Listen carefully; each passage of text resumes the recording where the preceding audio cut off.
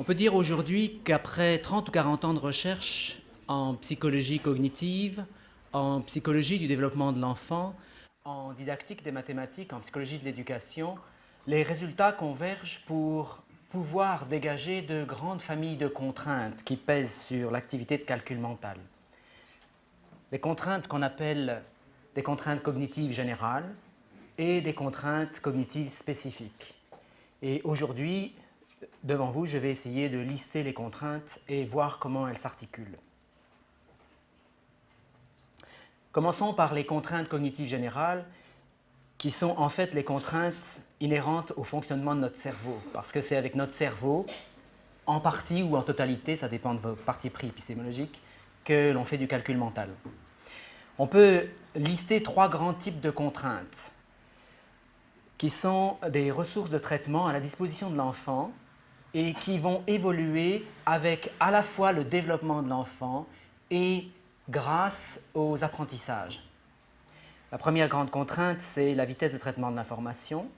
La deuxième, l'attention et les capacités attentionnelles. Et la troisième, les capacités de la mémoire à long terme. La vitesse de traitement de l'information, c'est tout simple. C'est à quelle vitesse vous êtes capable de faire un certain nombre d'opérations mentales.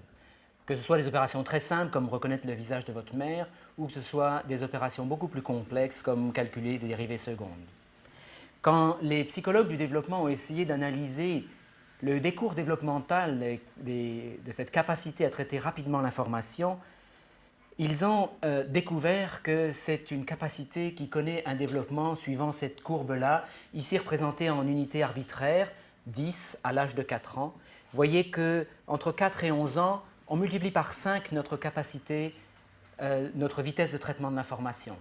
Puis, entre 11 ans et jusqu'à l'âge adulte, on va encore la multiplier par 2. Il en est de même des capacités de la mémoire de travail qui connaissent un développement fulgurant au cours de l'enfance. Et ce sont pourtant ces ressources de traitement-là élémentaires qui sont nécessaires, même si non suffisantes, pour faire du calcul mental. Deuxième contrainte cognitive générale, l'attention et les ressources attentionnelles. Alors, qu'est-ce que c'est que l'attention? En fait, on ne parle pas de l'attention, puisque l'attention comprend plusieurs systèmes attentionnels, plusieurs fonctions de l'attention. On distingue par exemple l'attention soutenue, qui est la concentration ou notre capacité à rester focalisé sur une activité pendant de longues heures, comme écouter des conférences toute la journée. L'attention sélective, qui est la capacité selon laquelle, pendant qu'on écoute, on n'est pas en train de lire son mail ou penser à autre chose, c'est-à-dire on inhibe les activités non pertinentes à l'activité cible. Troisième fonction attentionnelle, la flexibilité attentionnelle, la capacité à alterner rapidement entre différentes tâches. L'attention partagée caractérise notre capacité à distribuer nos ressources attentionnelles en deux activités plus ou moins en parallèle. Et enfin, l'attention préparatoire, c'est cette capacité ou ces ressources que l'on déploie à préparer un traitement de l'information. Là encore, les psychologues du développement ont essayé de comprendre comment évoluait chacune de ces capacités, qui obéit d'ailleurs à des lois de développement relativement différentes. C'est pour ça qu'on les a isolées. Si je prends un exemple, la capacité d'attention sélective, qui repose sur un mécanisme clé qu'est l'inhibition, vous savez, cette capacité qui permet à l'enfant de ne pas être attiré par la mouche qui vole quand on est en train d'expliquer les règles de l'orthographe, on voit ici que les capacités d'attention sélective connaissent un développement fulgurant puisque entre 4 ans et 20 ans, elles sont multipliées par 8. Ici représentées par unité arbitraire, si 100 est une capacité à 4 ans, une capacité d'attention sélective à 4 ans, 800 sera la capacité de l'adulte de 20 ans. Et tout de suite après, on connaît un déclin qui ne va faire que s'empirer en vieillissant.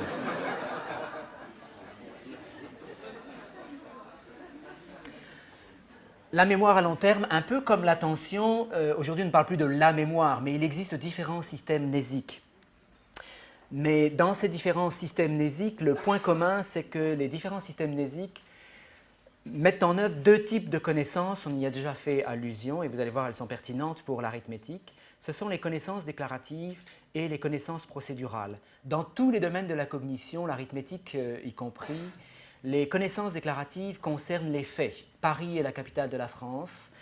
4 fois 8 égale 32. Ce sont des faits qui sont stockés dans la mémoire à long terme et pour lesquels il est important de passer du temps pour en construire une représentation très précise, distincte, afin qu'elle soit rapidement et aisément disponible lorsqu'on doit résoudre des problèmes du type de ceux que Lieven nous a présentés.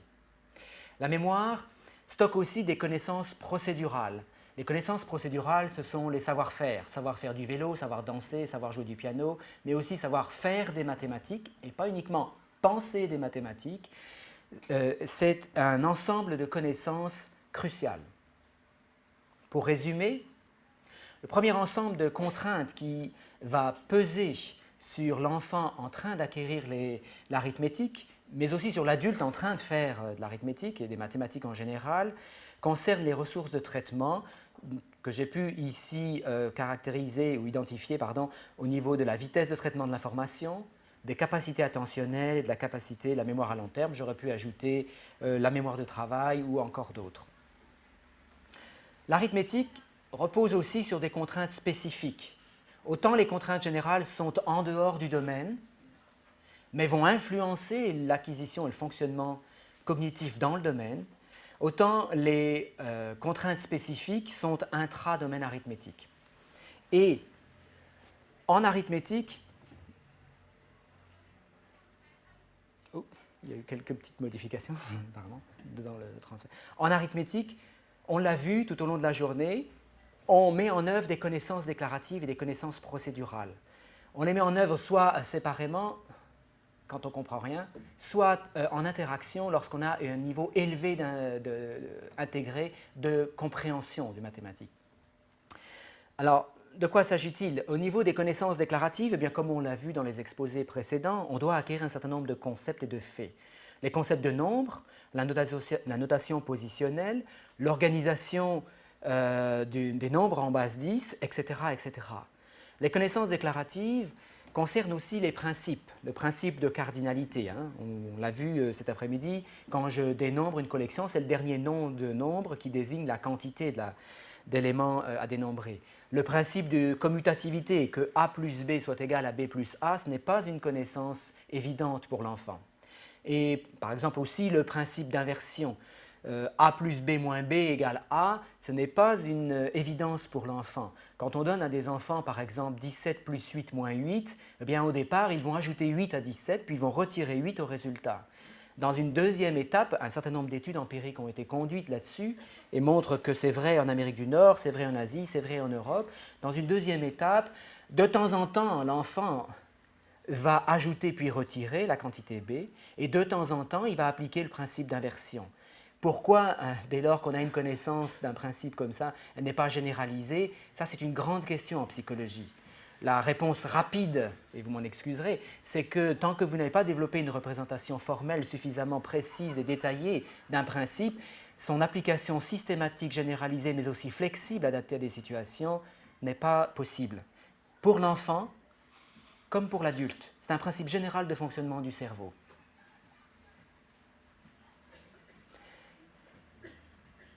Les connaissances procédurales en arithmétique caractérisent ce qu'on pourrait appeler les stratégies. Alors, on en a déjà un petit peu parlé, quel que soit le niveau de calcul que l'on effectue, il existe différentes stratégies. Marie-Pascale Noël a rappelé que l'enfant commence, quand vous lui dites 3 plus 6, commence à dénombrer des objets un par un, en commençant par le premier opérande, puis le deuxième, puis il recompte le tout. Et puis il va ensuite seulement partir du premier opérande pour ajouter un à un le nombre d'objets désignés par le deuxième opérande. Et puis, etc. Il va commencer d'abord par le plus grand des opérandes, puis par le plus petit. S'il peut se passer d'objets, il va compter sur ses doigts. 3 plus 10, 1, 2, 3, 4, 5, 6, 7, 8, 9. Ça fait 9. Dans une deuxième étape, il va commencer par 6, puis il va dire 7, 8, 9, où il va ajouter mentalement dans une troisième étape. Et à force de pratique, il va réussir à stocker les faits arithmétiques. Et j'insiste là-dessus, il y a deux mécanismes d'apprentissage qui gouvernent le stockage des faits arithmétiques. Il y a les mécanismes d'apprentissage implicite et les mécanismes d'apprentissage explicite, ou des mécanismes d'apprentissage incident, excusez-moi, et des mécanismes intentionnels. Les mécanismes d'apprentissage incident, c'est à force de rencontrer les faits arithmétiques, on va les stocker sans avoir intentionnellement l'envie de les stocker. C'est simplement un effet de fréquence d'exposition. Mais ça, ce n'est pas suffisant pour les faits arithmétiques. Il faut aussi un apprentissage systématique, il faut apprendre par cœur les tables. C'est seulement lorsque ces deux mécanismes auront conduit le système à apprendre que l'on aura une représentation dans la mémoire à long terme des faits arithmétiques sous la forme d'un réseau associatif qui ressemble à tous les réseaux de connaissances. Les faits arithmétiques ne sont en rien une exception. En effet, dans le système cognitif, en mémoire à long terme, les connaissances sont représentées sous la forme de réseaux associatifs, ici représentés de manière schématique, où vous avez chaque concept qui est représenté par un nœud. Chaque nœud est relié au nœud par des liens associatifs de nature différente, pour l'arithmétique additive, multiplicative ou soustractive. Et quand, par exemple, je vais vous présenter 1 plus 3, vous allez activer 1 plus 3, le système va activer 1 plus 3, l'activation va se propager aux faits associés comme 4 pour les relations additives. Et puis, si je vous présente 3 et 5, vous allez activer 15 si les faits arithmétiques ont été suffisamment bien stockés, représentés, organisés en mémoire à long terme.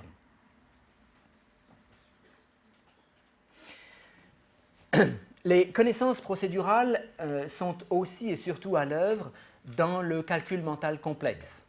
Les psychologues ont passé de nombreuses heures à conduire des études empiriques où ils ont analysé quelles sont les stratégies que les adultes et les enfants à des âges différents utilisent pour résoudre des problèmes, comme par exemple 12 plus 46, c'est-à-dire des problèmes d'addition de nombres à deux chiffres. Et vous voyez ici, quand on l'avait fait, on a répertorié 9 stratégies différentes. Prenons par exemple la première, arrondir le premier opérand à la dizaine inférieure. Quand vous avez 12 plus 46, vous faites 10 plus 46 plus 2. Le deuxième opérand, 12 plus 40 plus 6. Arrondir les deux opérands aux dizaines cette fois inférieures. 10 plus 40, 2 plus 6. On peut récupérer en colonne, comme on l'a appris à l'école, 2 plus 6 et 10 plus 40. On arrondit maintenant aux dizaines supérieures. Arrondir le premier opérand à la dizaine supérieure, vous faites 20 plus 46 moins 8. Le deuxième opérand, 12 plus 50 moins 4. Les deux opérandes, 20 plus 50 moins 8 moins 4. On peut parfois voir les stratégies d'emprunt d'unité ou, dans de rares occasions, vous pouvez récupérer le résultat en mémoire à long terme. Ces stratégies, cet ensemble de stratégies a été étudié pour les différentes opérations portant sur des nombres à différents nombres de chiffres. La question que les psychologues ont posée, c'est comment se développent ces connaissances procédurales. Bien sûr, elles se développent en appui sur les connaissances conceptuelles et en interaction avec les connaissances conceptuelles, qu'elles vont d'ailleurs influencer et contribuer à préciser. Mais on peut distinguer, si vous voulez, 4 aspects développementaux des connaissances procédurales. Quelle que soit l'opération arithmétique, quel que soit d'ailleurs le domaine cognitif que vous étudiez, avec l'âge, ce qui est différent, c'est le répertoire des stratégies que les enfants utilisent. Le répertoire des stratégies, ça concerne le type de stratégie que les enfants mettent en œuvre, mais aussi le nombre de stratégies. Il est très important, par exemple, effectivement, pour certaines opérations mentales, à un certain âge, d'utiliser de nombreuses stratégies, parce qu'elles vont favoriser la compréhension conceptuelle des opérations. Mais évidemment, la variété ou la variabilité peut des fois être un frein. Quand vous faites du calcul mental simple, vous avez intérêt très vite à converger vers la récupération directe des résultats en mémoire à long terme parce que c'est bien plus rapide, bien plus efficace. Avec l'âge, évolue aussi la distribution des stratégies. Certes, vous avez de nombreuses stratégies, mais vous ne les utilisez pas avec des fréquences différentes. Si je vous donne une centaine de problèmes, par exemple d'addition de deux nombres à deux chiffres, les 9 stratégies, vous ne les avez pas les utiliser dans 10% ou 12%. Certaines stratégies vont être utilisées plus fréquemment que d'autres. Et l'évolution de l'enfant va se caractériser par une différence de distribution stratégique. Un autre contributeur à l'évolution cognitive des capacités arithmétiques, c'est l'exécution des stratégies. L'enfant au fur et à mesure qu'il va acquérir une expertise et faire ses acquisitions scolaires, va se perfectionner dans la capacité à exécuter rapidement les stratégies. Non seulement parce qu'il a la capacité à traiter rapidement les informations de manière générale, mais aussi parce qu'il va acquérir une pratique avec les différentes stratégies. Et Lieven en a parlé, la sélection stratégique. La capacité à sélectionner la meilleure stratégie sur chaque problème se développe avec le développement cognitif général de l'enfant, mais aussi et en interaction avec les acquisitions scolaires. Donc ces 4 dimensions changent. Je peux en illustrer 2 dans des études empiriques où on regarde de manière très précise comment les enfants font. Ici, par exemple, vous avez la progression de la vitesse de résolution des additions et des soustractions. En pointillé, vous avez les additions et vous voyez qu'il y a une progression régulière, linéaire. Et en trait plein, vous avez la soustraction. Donc vous voyez que la vitesse augmente beaucoup plus entre le CM2 et la cinquième qu'entre le CE2 et le CM2. On a aussi regardé, par exemple, la vitesse à laquelle les enfants gèrent la retenue en addition et en soustraction. Vous voyez que ce qui est intéressant, pour l'addition, vous avez un progrès extrêmement rapide entre le CE2 et le CM2. Ils ont besoin d'à peu près 7,7 secondes pour gérer une retenue d'un problème de 2 nombres à 2 chiffres dans l'addition lorsqu'ils sont en CE2 et ça divise par 2 en CM2. Et ensuite, ça va être relativement stable. Alors que vous voyez que pour la soustraction, vous n'avez pratiquement pas de progrès entre le CE2 et le CM2, mais vous avez une accélération rapide entre le CM2 et la cinquième dans la gestion de la retenue. On peut étudier d'autres composantes, comme par exemple la capacité à sélectionner la meilleure stratégie sur chaque problème. Vous voyez ici, on l'a fait entre le CE2, le CM2 et la cinquième, là où chaque enfant, en moyenne, est capable de sélectionner la meilleure stratégie dans 65% des 200 problèmes qu'on leur a donnés. Les CM2 vont le faire dans 75% et les cinquièmes dans 93%. En résumé, en calcul mental, les contraintes spécifiques sont des contraintes de type de connaissances, les connaissances déclaratives et les connaissances procédurales. Alors, il y a eu des faux débats et des vrais débats dans la littérature. Est-ce qu'on peut faire de la procédure sans faire du conceptuel ou du conceptuel sans être aidé par la procédure? Je crois qu'aujourd'hui, on peut dire que les 2 types de connaissances interagissent dans leur fonctionnement, dans leur mobilisation, mais aussi dans leur mise en place et dans leur consolidation. Pour résumer le propos, je sais que vous êtes fatigué, mais on a pour 1 minute. Pour résumer le propos aujourd'hui, le développement de l'arithmétique s'appuie sur 2 grands types de contraintes.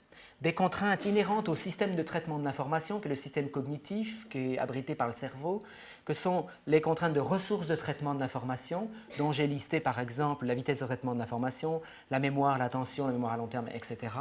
Et des contraintes spécifiques au domaine de l'arithmétique, que sont les connaissances déclaratives et les connaissances conceptuelles spécifiques au domaine, mais aussi les connaissances procédurales. Et c'est dans la gestion de ces contraintes, le développement cognitif et les acquisitions, que l'enfant va être confronté à cet acquis culturel qu'est l'arithmétique et les nombres. Merci beaucoup de votre attention.